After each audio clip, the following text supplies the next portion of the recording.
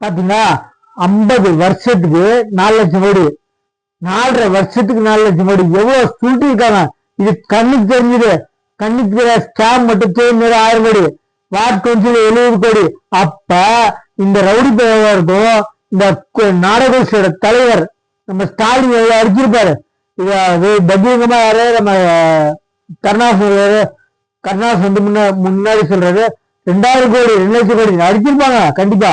இவங்கெல்லாம் எப்ப ஏற்பட்டாலுங்க சுருட்டுல வல்லல் திருடுத்தனமா ரயில்வே திருடுத்தன்னு சொல்லி ஊரே நம்ப வச்சவங்க. எப்ப ஏற்பட்ட ஆளுங்க பாத்தீங்களா? பாத்துக்கோங்க சரிங்களா? நம்ம சேனல் இந்த வாரம் 2026 லட்சம் ஆராய்ச்சி ஆட்சி ரவுடி பேர போட்டு போது நானும் போட்டேன். இவங்க வேணும்னு போல மாற்று கட்சி இல்லாம போட்டோம். எக்காரத்தை கொண்டோம். காசுக்கோ காசுக்கான பொருளை வாங்கிட்டு ஓட்டு போடாதீங்க சரிங்களா? ஓட்டு போடாதீங்க. காசுக்கோ காசுக்கான பொருளை வாங்கிட்டு ஓட்டு போடாதீங்க. அது வேணும்ன்றதுக்காக ஓட்டு போடாதீங்க. கொடுத்தா வாங்க, நம்ம காசு நம்ம பொருள். தயவுசெய்து சொல்றேன், கேட்டு வாங்காதீங்க, தப்பு. அந்த பொருளையோ காசையோ வாங்கிட்டு ஓட்டு போடாதீங்க. போதும், வராது ஆட்சி. ரவுடி போடுங்க. கேட்டா ஊழல் நாயகம் அடிச்சாங்க, அந்த முருகா கூட அடிக்கிறேன்னு சொல்றாங்க. சட்டம் கேட்டாங்க. ஒரு கூட்டணி தலைவர் நம்ம சேனல் சப்ஸ்கிரைப் பண்ணி பாருங்க. சேகர் பாபு, உங்க பேரு சேகர் பாபுவா இல்ல ரவுடி பாபுவா? ஒரு அமைச்சரா இருந்து என்ன நீங்க எல்லாம் பொறுப்பா பதில் சொல்றீங்க? பாரத் மாதா கி ஜெயன்னு கத்துனா என்ன குத்தம்? அசிங்கமான வார்த்தையை இந்து மக்களை பார்த்து சொல்றீங்க. இந்து மக்களை எத்தனை நாளைக்கு தான் அப்படி செருப்படி எடுப்பீங்க? இந்து மக்கள்னா உங்களுக்கு அவ்வளவு கேவலமா போச்சா?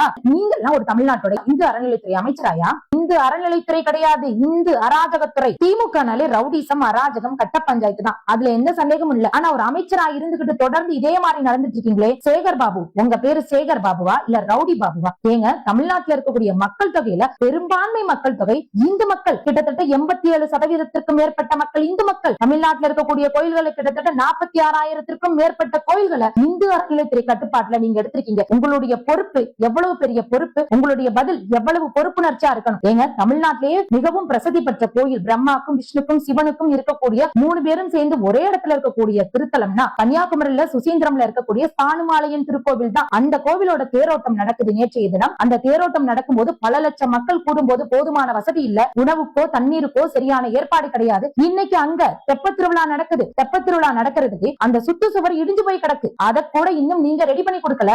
அதுக்குள்ள திருவிழாவை கண் துடைப்பா நடத்துறீங்க. எத்தனை நாளைக்கு தான் தமிழக மக்கள் பொறுமையா இருக்காங்க? இதை தெரிஞ்சு தமிழக மக்கள் கேள்வி கேட்டா ரவுடிசம், அராஜகமா உங்களோட பதில் இருக்கு. இது நியாயமா?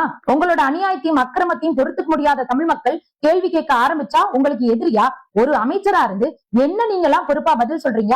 பாரத் மாதா கி ஜெயன்னு கத்துனா என்ன குத்தம்? உனக்கு என்னப்பா பிரச்சனை? இங்க வா, என் பக்கத்துல நில்லு, நான் பதில் சொல்றேன்னு சொல்ல வேண்டியதானே? உனக்கெல்லாம் அடிதான் பதில்ன்றீங்க. அசிங்கமான வார்த்தையை இந்து மக்களை பார்த்து சொல்றீங்க. இந்து மக்களை எத்தனை நாளைக்கு தான் அப்படி செருப்படி எடுப்பீங்க? இந்து மக்கள்னா உங்களுக்கு அவ்வளவு கேவலமா போச்சா? கூட இருக்கவங்களா அங்க இருக்க இந்து மக்களை பார்த்து இந்த வார்த்தையை பயன்படுத்தி பேசுறான், நீங்க மலன்ற வார்த்தையை பயன்படுத்தி பேசுறீங்க. என்னங்க நடக்குது தமிழ்நாட்டுல? அவ்வளவு கேவலமா இந்து மக்களோட வாழ்க்கையும் இந்து மக்களோட மரியாதையும் உங்களுக்கு அவ்வளவு கேவலமா போச்சா?